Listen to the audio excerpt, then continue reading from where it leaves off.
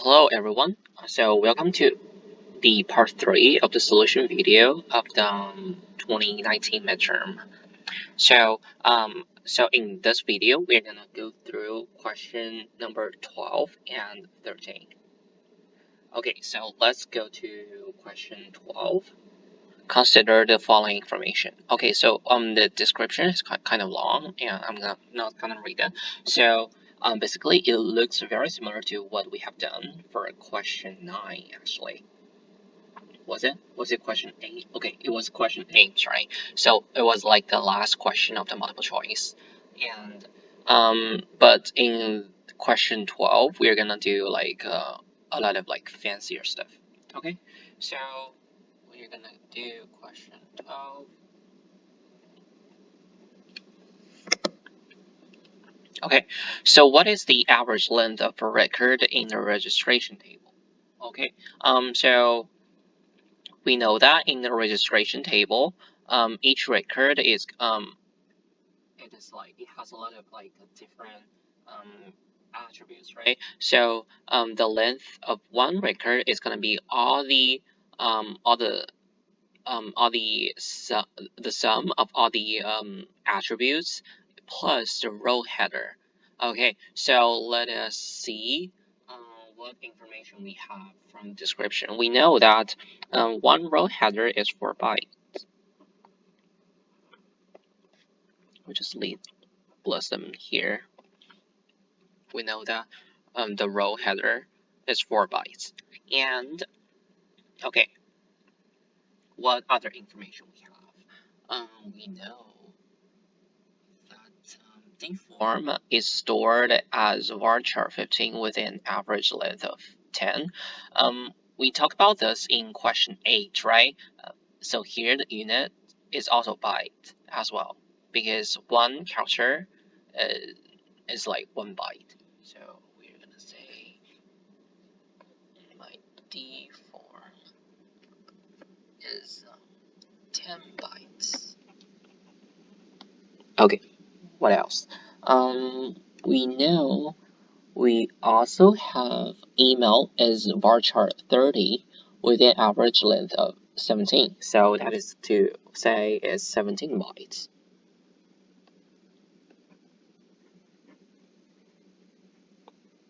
Okay, so we're gonna like list all the information we have. So what else? Is that all? Is it?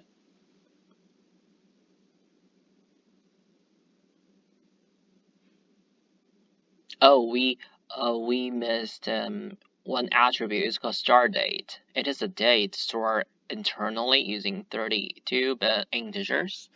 So that is my start date. It is 32 bits, which is equal to 4 bytes. Okay, so I guess we have like all the information we need. So the average length should be equal to just sum, right? 4 plus 10 plus 17 plus 4, which is 35. Okay, so it is 35.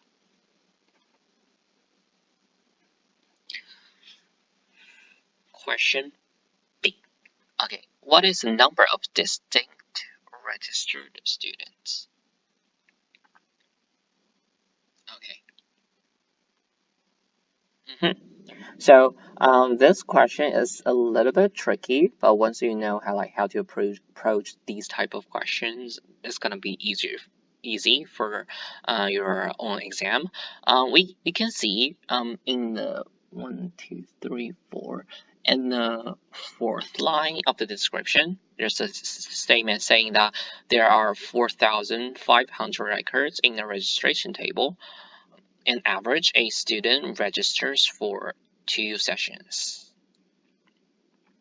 A student registers for 2 sessions in average, and in total, there's like 4,500 records in the registration table.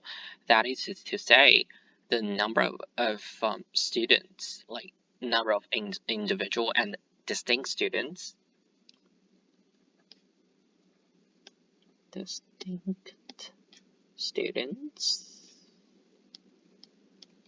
It should be just 4,500 divided by 2. That is 2,250. Just make sure this is intuitive for you, okay? Okay. So let's go to question C. What is total number of data entries? So this takes a while to realize if the previous question was not intuitive to you. But once once part B makes sense to you, you will feel like, okay, this is actually the same. It is like how many distinct students do I have? Then I'm gonna have the number of data entries. So it should be like 2,250 data entries.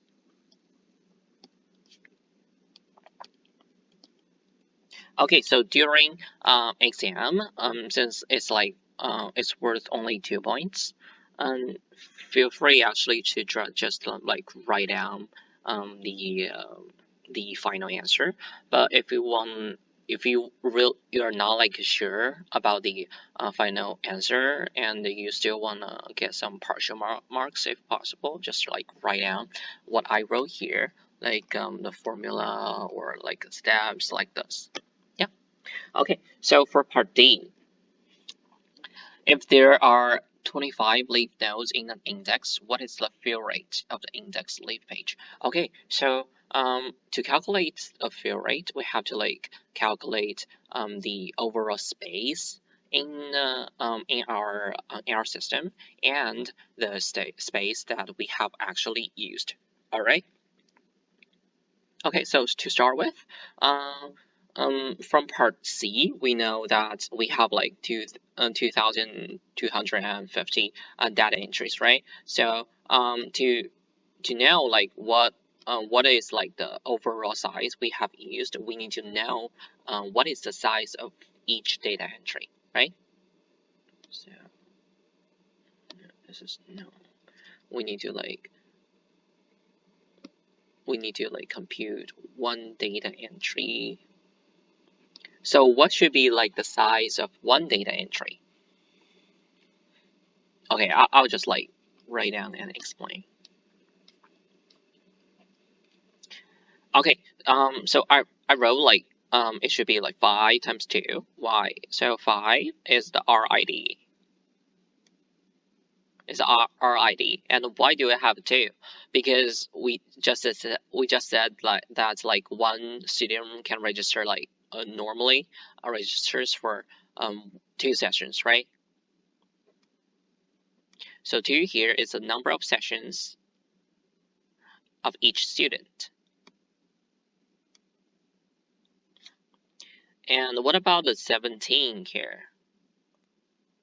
Does that make sense to you? The 17 is just the email address of the student, right? And that is to say, the length of one data entry is 27 bytes.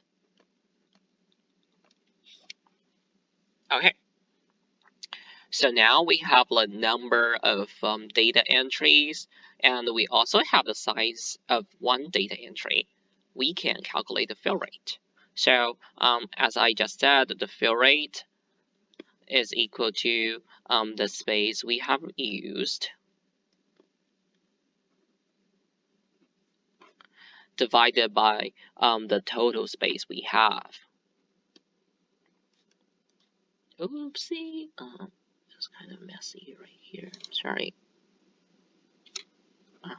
I'll just write it like this. Okay.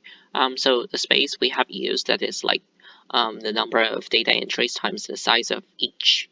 So it's 2,250 times 27 divided by what is the total space. We know that for each page, it has 4,000 bytes, right? That's the size of one page. That's 4,000. And how many pages do we have? We have we have there are 25 leaf nodes, right? So that is like our number of pages. Thus, it's approximately 75%. Okay,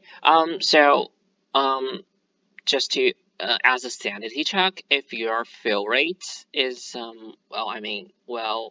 if it is like in the range of 50% all the way up to 90%, it makes sense. If you have got like some fill rates such as like the 20% or like 17%, that does not make sense, right? You're like wasting so much space, and yeah, it's just like that is like a good way to check if your answer is correct in exam.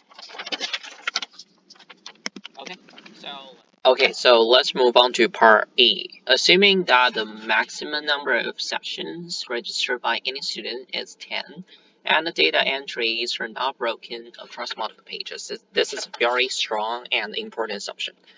What is the maximum number of index leaf pages that the following query has to read? Okay, so we are having a selection query in which we are selecting all the stuff from registration table if my email is whether Joe or May. Okay, so this might looks very like terrifying to begin with, but actually this is very straightforward. Why? Because to the max, we are only doing operations to two email addresses, right? So those two email addresses correspond to two students. That is two data entries, right? And since we are given that data entries are not broken across multiple pages, that is to say we are reading to the max extent 2 pages. And I'm going to write this down. Since we are having two data entries,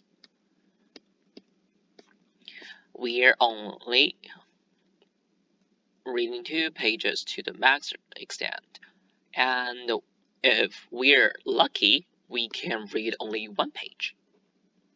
If Joe and May happen to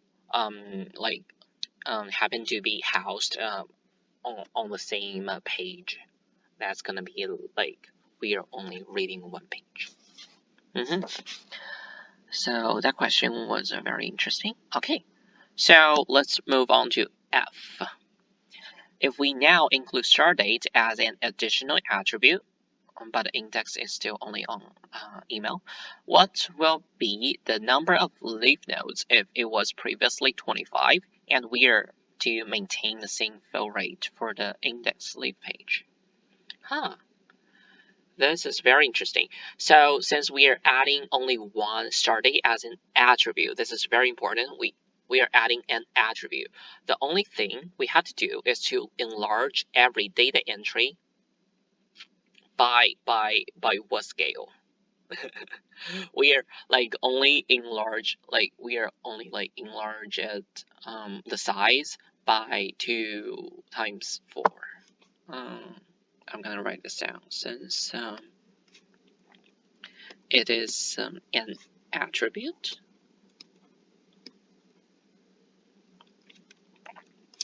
We augment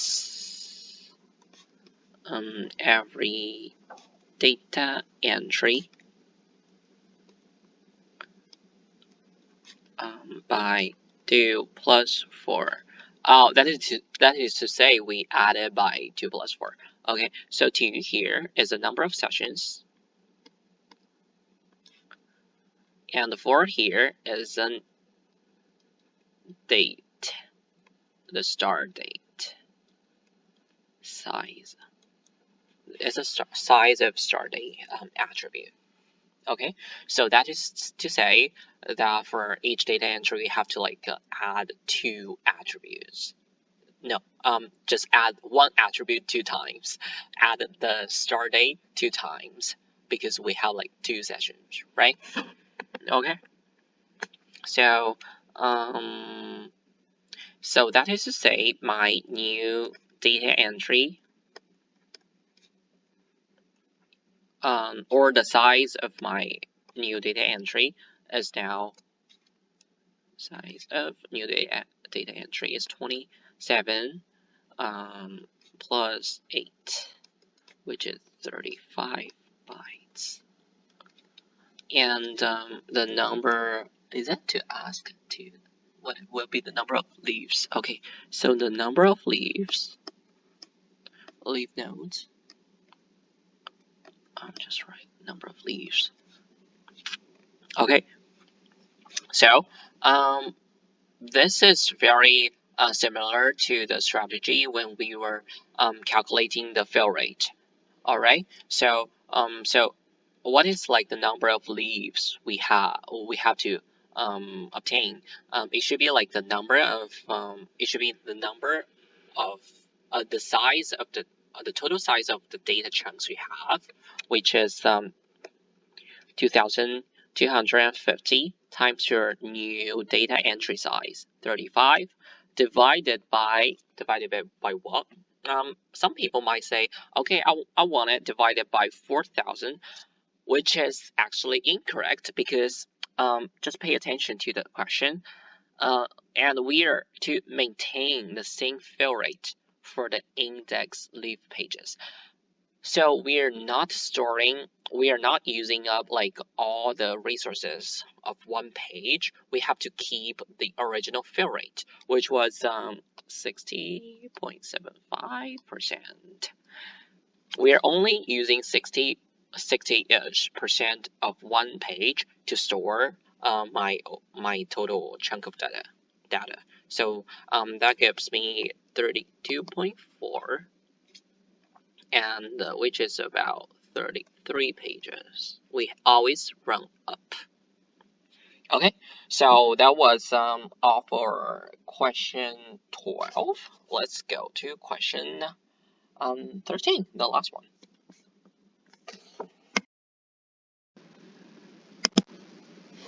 So question 13 is very interesting.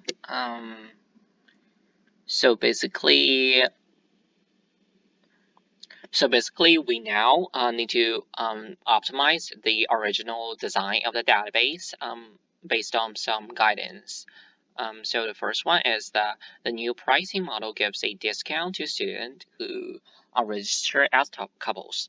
This means that a cost per individual and a cost per couple must be recorded for each session. Okay, so that is like a key point, which means that we may need to separate the students, maybe like separate students into individual or in couples, or we need to like construct different relations between registration and students, right? Okay, next, a student can now register for a session by themselves or with a partner. Okay, so blah, blah, blah, blah. I will leave you to read that.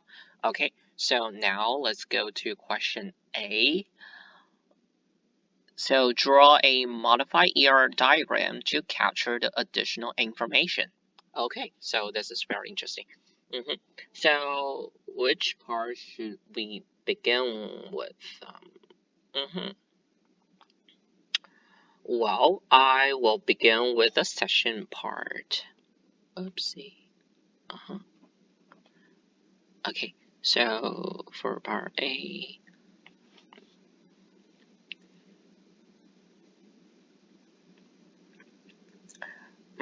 So since we some people might say that, oh, we already have a session entity in the original ER model, but here in the requirement says if you're doing any modification to the original ER model, you have to write it as a brand new one. Okay, so I'll write down the session one. So sessions, this is my original entity. So originally, we only have something like the cost, level, blah, blah, blah, blah, blah, capacity, something like that, right? But now we, since for the first bullet point, this means that a cost per individual and a cost per couple must be recorded for each session. So that is to say, we are gonna have we're gonna have something like originally we had level, right? We need to keep those attributes as well, and we now have individual cost. That is a cost associated with 2 students who register individually, right? And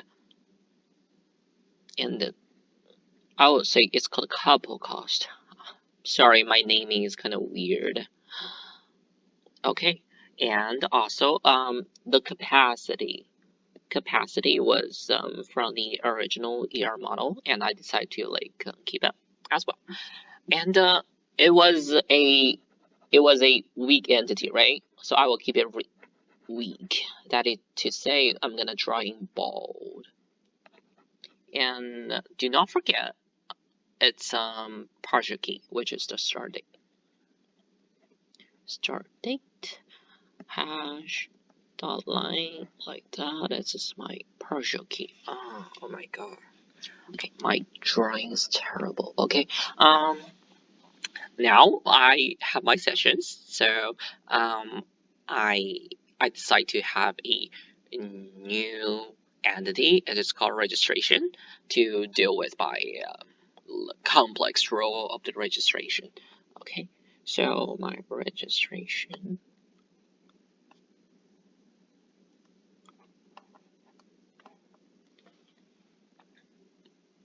Okay, so since we just made this relation of the entity up, I decide to give a artificial key, maybe registration ID, like that. That is like the key, the primary key of this registration.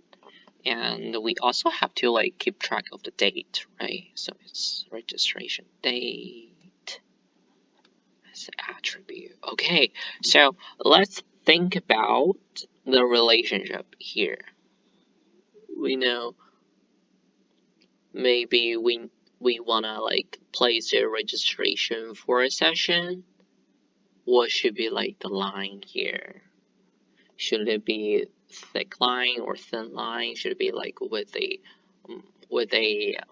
arrow or not? Okay, so here for my registration, I need to have an arrow and a participation constraint. That is like one registration can for if and one and only one session. Sorry, one and only one session. Oh my god, this looks beautiful. Okay, okay.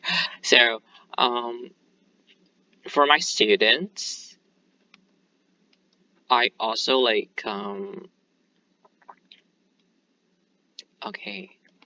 I am not doing any modification to the student entity, but I need to like write it up because we are like, as I said, we are like modifying the two relations, right? So my students, we have student gender, student name, and student email. And email is a primary key. Okay, like this. Okay. So now we need to handle the case when the students are registered in couple or registered individually. Okay, so if I have like a student registered individually, I call him or her primary. So my design, the design here, we follow the pattern that if we have like two students who want to register as a couple, then one student can be a primary and another student can be a secondary. And if there's like only one student without a couple, and we need to like only fill out the primary relation, right? We do not have to care about the secondary relation or the couple relation. So that means the lines here are kind of different. So for each registration, primary there must be a primary and only one primary. There's like one and only one primary. Because no matter the students are registered in couple or registered individually, there must be a primary student, right? By contrast, for students who register as a couple, a student do not have to necessarily register as a couple. So there's nothing special about the lines here for the couple. However, for each couple, there can be up to one secondary student, right? So I have to put a arrow here to indicate there must be at most one student in one registration served as a secondary student or a coupled student. Okay, so that should be my updated ER model. So, okay, so this was for part A. For part B, we're gonna write out the relational model for my newly updated relational, the ER model. So let's write it out. Okay, so which one do I want to start with? Oh, okay, I can start with sessions. Sessions. So what is my key? What is my key for my sessions? We know that my session is a weak entity, right? So it has to be like referring to the same key as it used to be. So let's go back to the original ER model. Okay, so in the original relational model, it was the dance form and start date here.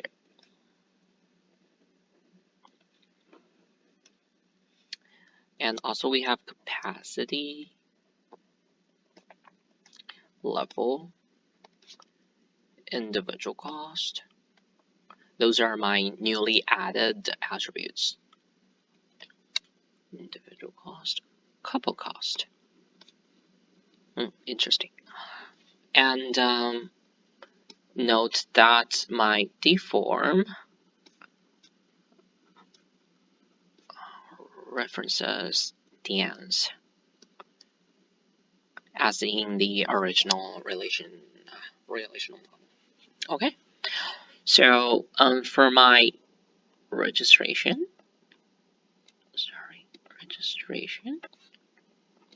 I have my registration ID, which is artificial, and our date, and what?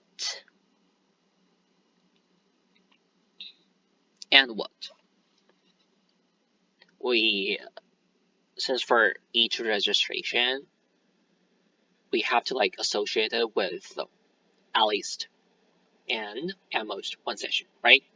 And at least and at most one student, one primary student, right?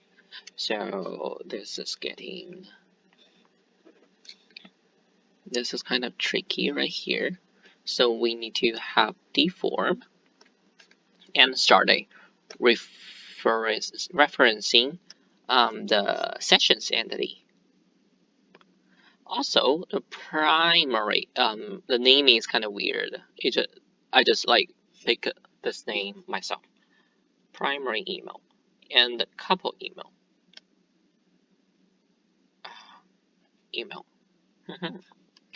Okay, so no worries. Here my dance form and the start date.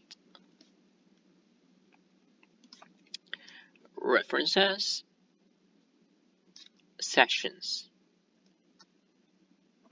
and my primary email, references, students. Also, my couple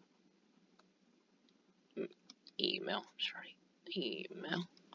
references, students.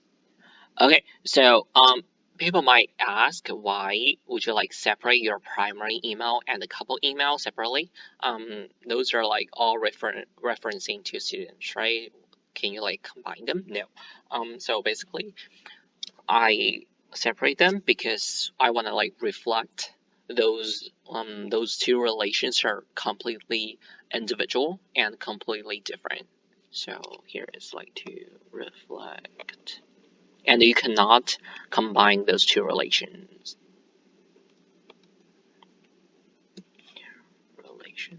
differently. Okay, so that was like a lot of work, but it turns out to be very interesting actually. Okay, so that is all for part 3, which is about which is like the long answer questions and calculations. And I hope that you enjoying this video.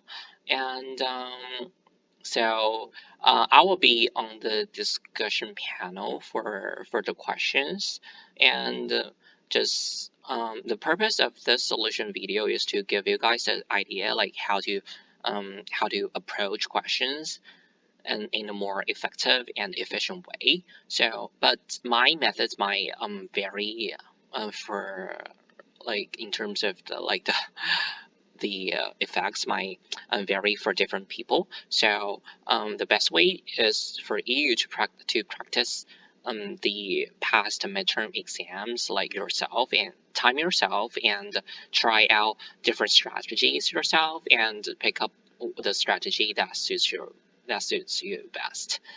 You do not have to like follow my strategies. Yeah, I feel like that's all. And so good luck with your midterm exam, and I will be around on the discussion board. Thanks.